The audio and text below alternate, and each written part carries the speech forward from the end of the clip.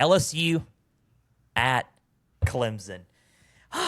That one is a tricky one. And it's a tricky one important for both, but tricky one for one, Brian Kelly. And he really needs this win. When I say he needs this win, he really does. I think the spread that I last checked, and I'm not sure, 3.5, or am I wrong? No, 3.5's right. Correct. Okay, 3.5. So I'll start with you. You can go lead the floor. Take it away.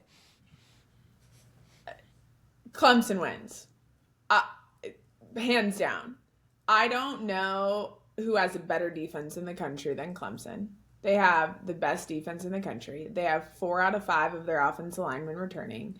Cade Klubnik is my Heisman winner, and that is not ACC homer of me. That is, if you just look at the quarterback that he was in 2023 versus 2024, excuse me, and 2023 was because all of his wide receiver core was injured, and he didn't do phenomenal. But then when they were back, he went off. 46 touchdowns to like 6 or 9 interceptions. I can't remember if it's 6 or 9, but less than 10 regardless, to 46 touchdowns. He basically gets all those guys back. If he doesn't get them back, he got somebody in the transfer portal that was a freaking 5-star transfer. They are loaded. They arguably have the best roster in college football outside of Texas. And so it's at Death Valley in Clemson, South Carolina. Is it a night game? It is a night game, right? 7:30 kickoff? Yeah, it's a night game in Clemson. I know LSU fans travel and that they're rowdy, but it's going to be hard to win a game. It's going to be hard to win that game, especially with the roster talent that's returning. And if it's not returning, they get back, that they got in the transfer portal. They only lost 1 player on defense from each layer of the defense. They returned every single other player, and they have a new coordinator who's phenomenal. So I don't see Clemson losing a game. Where? Until they get to the CFP. I think that truly the CFP is, I think, the national championship, there's like 2 other teams, but I think the national championship is a little bit Clemson's to lose. Like, they should do it this year. Texas should too, but they're right there with them. So Clemson wins. Clemson wins. I think it's a close game though. Yeah. I do think it's a close game. I think Clemson covers, but I don't think it's like 45-15. I think it's like 28-32 or something like that. Yeah, I don't know. That is pretty close. I'm superstitious about saying scores. So do you think that's the close? I mean, you're fine. You don't have to say anything. I was going to ask before I start. Do you think it's the closest game we see all weekend? No, I think Texas, Ohio State is closer. Yeah.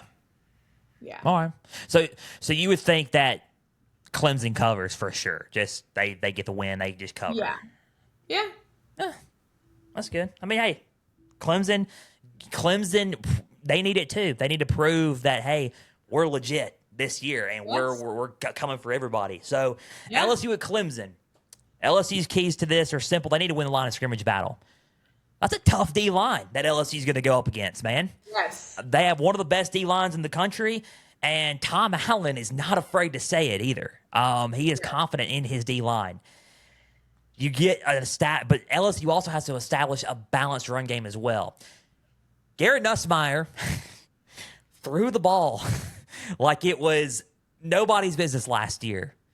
And I'm talking numbers like 80% passing, 20% rushing. Yes. That's a lot on Nussmeier. Yes. They have to establish a balanced run game with Caden Durham, who is a preseason All-American coming in, and then you have Harlem Berry, freshman running back, coming in for LSU as well.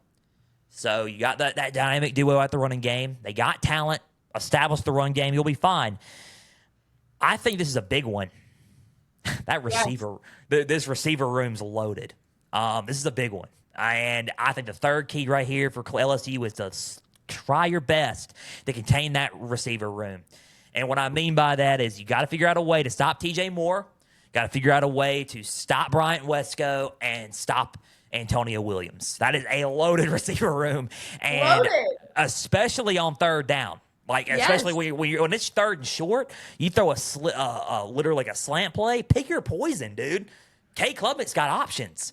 So you got to figure out a way to figure out a way to slow that down. Clemson's keys are this: win the line of scrimmage battle. You got one of the best O-lines in the country and one of the best D-lines in the country. Win the line of scrimmage battle, out-physical them. You're fine. Start off fast.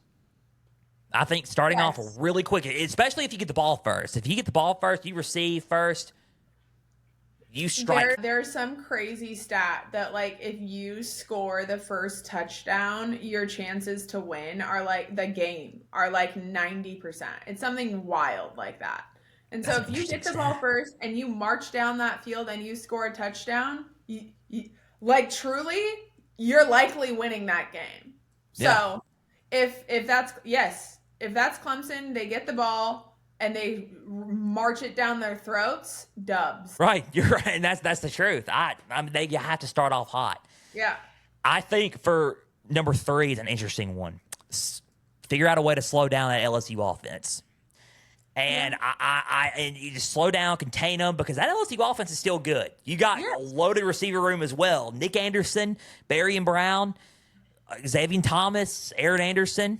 You also got Destin Hill coming in from Florida State as a transfer. A lot of people don't know that name, but I feel like as the season goes, they'll probably recognize that name a little bit more. Yeah. Bauer Sharp at tight end. You could rotate him and out with Trey'Dez Green if you want to in the red zone, but I think Bauer Sharp's going to be their tight end for sure. But Clemson's defense has got to figure out a way to slow them down, contain them a little bit, and I'll add an extra nugget in there: force turnovers. Yes, you get Garrett Nussmeier to throw picks, and you see watch the Texas A&M game. What happened against A&M? Yes, that's pretty much a great example. Let Nussmeier have that kind of game. If he does, literally throws a pick late or two, and he just starts getting a little bit rattled, and it's the same Nussmeier we saw in big time games last year, then Clemson has it. The key for both teams is better quarterback play. That's it. I think really for sure, both quarterbacks have to be on who's the better quarterback in the game. They're both talented. They're both good. I think that's going to be a really big nugget there in that game. Who outperforms the other? I think I will always lean towards dual threat quarterbacks.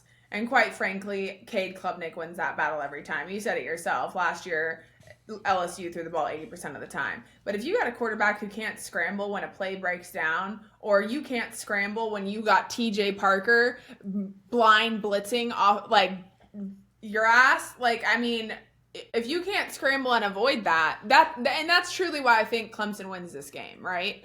Yeah. Because I think that Cade Klubnik is the better quarterback, simply because, in my opinion, dual threat is always the biggest threat. And I've seen the man scramble in real life. It's unbelievable. Okay. Now that I can breathe a little bit, because now I'm like listening to a lot of takes. Who does Joel Nars from Pigskin Frenzy have winning this game? I think it's going to be a battle. I think it's going to be very close. I think Clemson is going to come in motivated and ready to play. I think what we're forgetting about is LSU's O-line. Despite Will Campbell not being there, despite Emory Jones not being there, they still got a pretty good, deep O-line. I'm going to roll the dice. My heart's racing a little bit. I'm going to roll the dice. Brian Kelly, please do not let me down on this one and get me memed. I think LSU is going to find a way to get the win in Clemson Memorial Stadium. That's a hard place to win. LSU goes in, causes a little bit of chaos and uproar, gets the win, and I think it'll be close.